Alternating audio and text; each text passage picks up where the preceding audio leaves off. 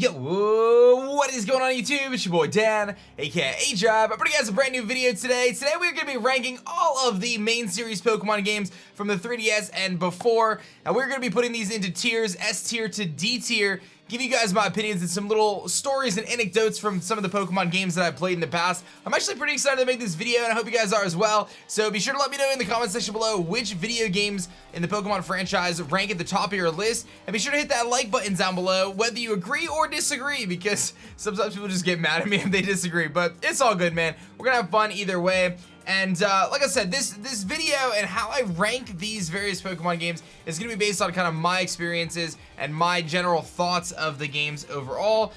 So like I said, we'll kind of share some stories throughout. It should be a good time. So let me know your thoughts and let's jump into it, man. We got this cool list and I'll have the list in the description below as well. So there is no F tier here. It's gonna be a little tough to kind of rank some of these. There's so many games and we're gonna have our work cut out for us, man. That's gonna be pretty tough. So I don't know where I should even start, man, because there's so many Pokemon games to start with. I guess we'll just start here at Pokemon Alpha Sapphire, and I'll probably group most of them, like if Alpha Sapphire and Omega Ruby, I'll probably group like those together. So I'm gonna start with this dude, and I'm actually gonna just put it right in a nice little B tier here. I saw Omega Ruby over here. We're gonna put those in B tier.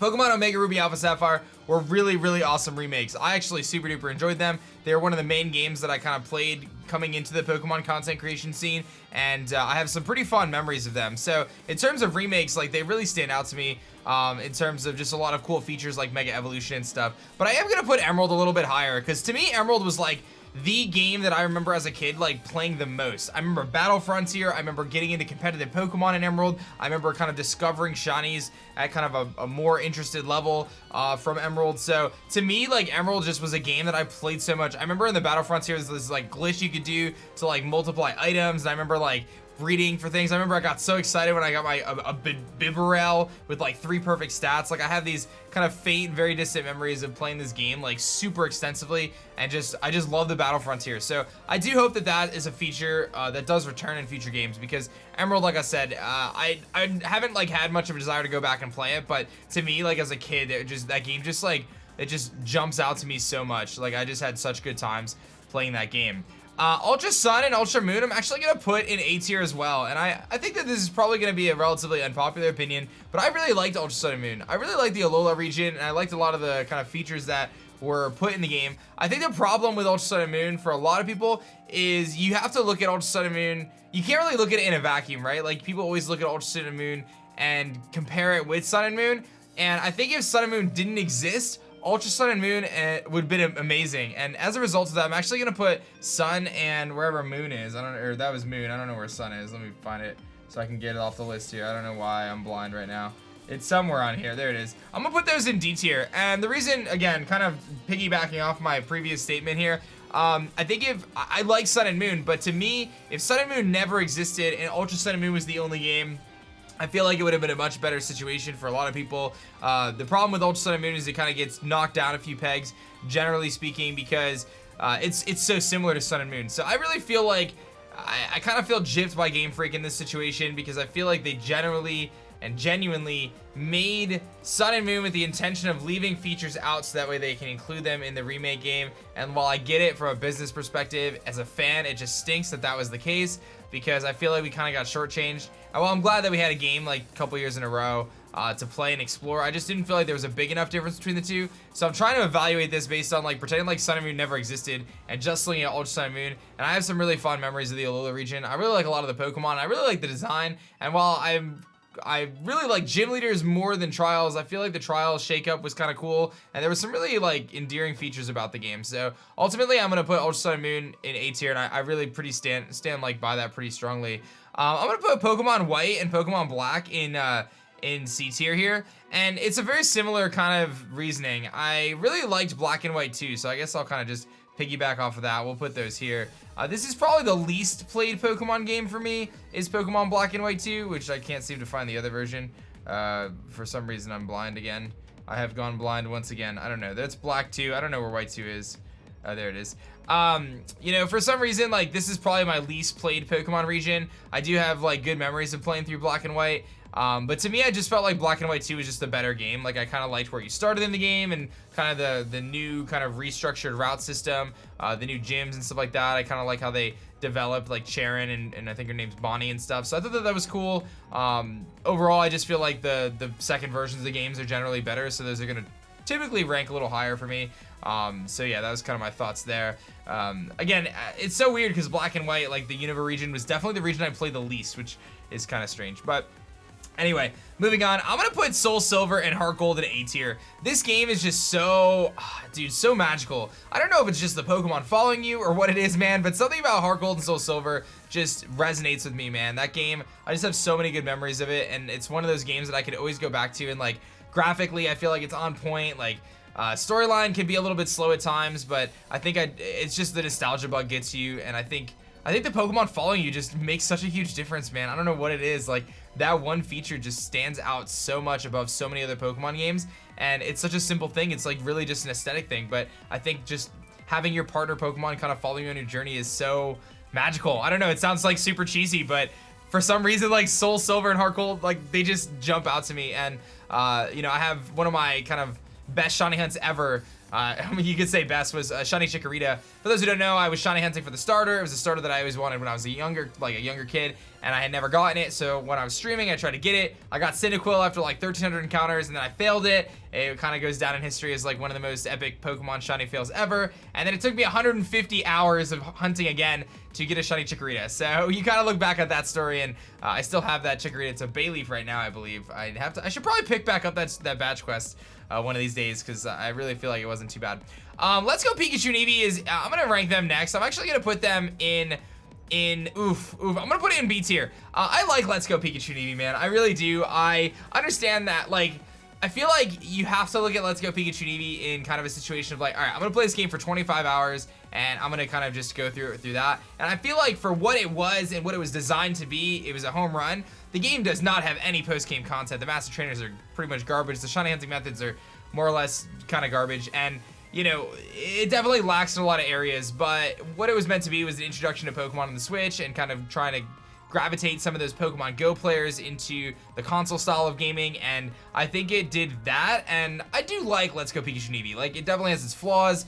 It's not a hard game by any stretch of the imagination, but it does have those Pokemon following you. It has the Pokemon in the overworld, which I thought was really cool. While the shiny hunting method is lacking, I do like the shiny, like the fact that they show up in the overworld, and the game looks beautiful, and it gives me a lot of hope for Sword and Shield moving forward. So as much as like Let's Go Pikachu and Eevee to me is like one of those games where like I'm glad it came out, it kind of sucks your soul a little bit if you play it too much. You know, the casual person playing Let's Go Pikachu and Eevee, in my opinion, can get a lot out of that game and actually have some enjoyment, especially if you really haven't played the original games. I feel like it's a really good recreation of those. So I have a pretty high appreciation for that. No, I put Silver up here. That's actually, I put the wrong one. This is SoulSilver. I'm sure people have already said it in the comments that I got it backwards, but that's okay. I actually have super good memories of X and Y. So X and Y, I think a lot of people generally look back at X and Y and don't really like it, but I loved X and Y. To me, when X and Y was first announced, I remember I was actually working for the New York Stock Exchange. My buddy Devin texted me. He's like, yo, there's a new Pokemon game coming out. Check it out. And I remember loading it. I was on my computer. I like looked up the trailer and I was blown away. I'm like, this is the game that I've wanted since I was a kid. Like, this is what I dreamed of for Pokemon when I was playing Red and Blue at 7 years old or whatever. To me, X and Y, while I think the story was lacking, there was some really cool Pokemon. I feel like the game had a decent challenge to it. I love the introduction of Mega Evolutions. It's been one of my favorite features across the games. It was the first game that I really dove into shiny hunting, and it was the first game that I streamed for Pokemon, really, that kind of kickstarted my career as a Pokemon content creator. I remember my first ever stream was a Pokemon X Nuzlocke playthrough. I had a little spinner rack on my layout, and I was streaming in front of 2 people trying to stream Pokemon X, and I just have such good memories of that game, and it's definitely always going to be a game that I look back on fondly. Again, I know that the story lacks, and I'm not a big Team Flare fan, and there's some pretty weird kind of inconsistencies with how the game was written. There's like a super awesome journey going to the second gym, and then like it just feels like you just like rush through the game after that, and it's kind of weird, and there's some weird stuff with like AZ and things like that, so I kind of have a hard time kind of wrapping my head around those, but I do have like pretty good memories of X and Y. And again, I remember hatching a shiny Heracross, which was one of my first shinies in that game. I remember fishing up a Relicanth when I heard about chain fishing.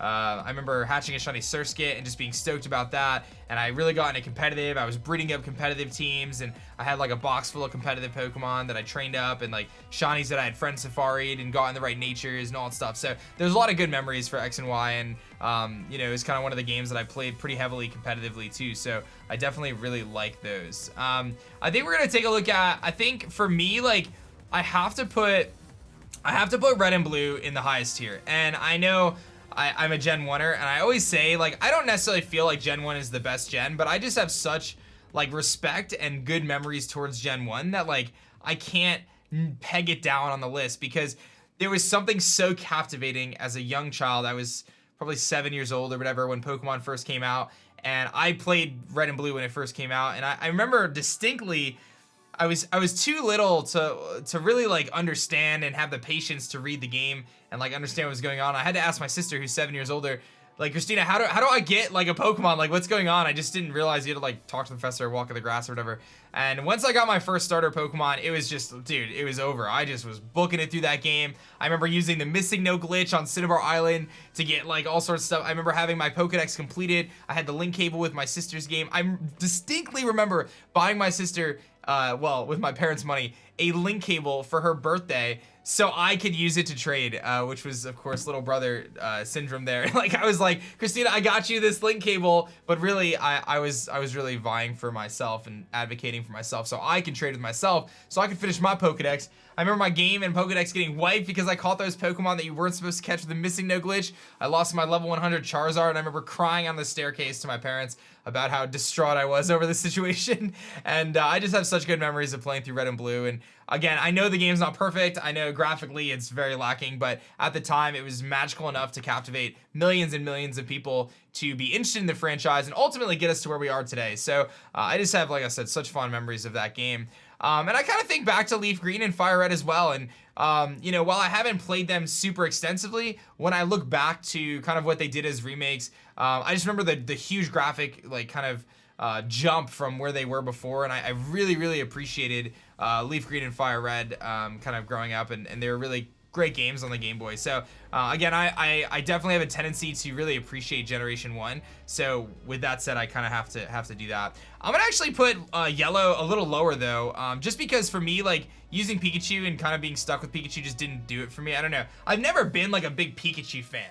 So I'm just gonna like notch down Yellow just because I felt like Red and Blue was more my favorite. But I did have the Pikachu Game Boy Color with, it was a yellow Game Boy Color with like the Pikachu cheeks on it and stuff. I did have that, and I did play through Yellow pretty extensively. But to me, like, I just don't really, like, I'm not a big Pikachu fan. So I just am gonna rank it lower because I have better feelings towards Red and Blue. So Crystal, again, Crystal, I think you gotta just, I know this is unlike me. I'm actually biasing things much higher this time around, but I have good vibes towards these games. Crystal is a game that I spent a lot of time playing, and I'm actually just gonna rank Gold and Silver as well. You know, I'm gonna rank them a little lower simply because I felt like Crystal was way better, and I really liked HeartGold, SoulSilver. So I love the Johto region, so it's no hate on these games. I know I'm ranking them lower, but it's no hate on these games. I have good vibes.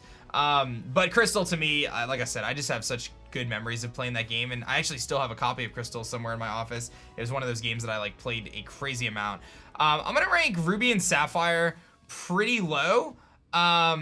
And again, the reasoning for ranking them low is because I really liked Emerald, and I really liked Omega Ruby and Alpha Sapphire. So it's not like necessarily a knock on Ruby and Sapphire. It's more that I just like Emerald more. So again, same kind of vibes. There wasn't really much else to say about that. And then we're left with Diamond, Pearl, Platinum. And I have a very, very distinct memory of Pokemon Pearl and Diamond coming out. And for those who don't know, the games used to come out in Japan before they came out, like 8 months before in Japan, before they came out in the United States.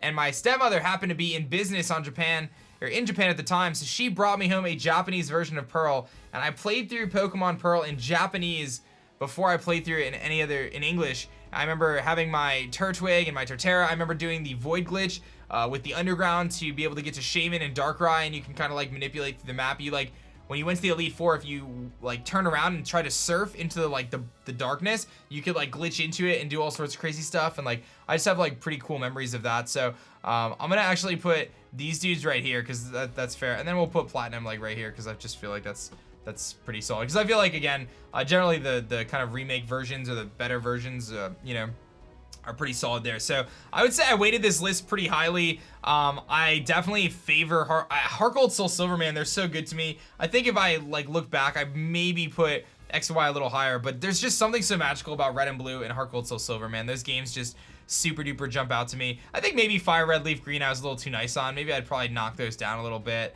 And then I guess I could be a little harsher on some of these. I could probably knock those down to D tier and kind of just slowly kind of gravitate things down. But I would say that this is a pretty solid representation of kind of my appreciation and kind of tier list for the Pokemon games. So let me know what your thoughts are in the comment section below. Do you agree? Do you disagree? Obviously, everyone's gonna have their own memories that they have from a kid. Some of you guys may not have even played Red and Blue, so it's harder to rank those. You may have started for Emerald, you may have started in Black and White too, depending on your age, right? Like, so everyone's gonna have kind of their own memories and their own reasoning for ranking the games in different ways. But hopefully you enjoyed my little stories. Hopefully you enjoyed this video. Like the video, subscribe if you guys are new, and I'll catch you guys on the next one. Peace.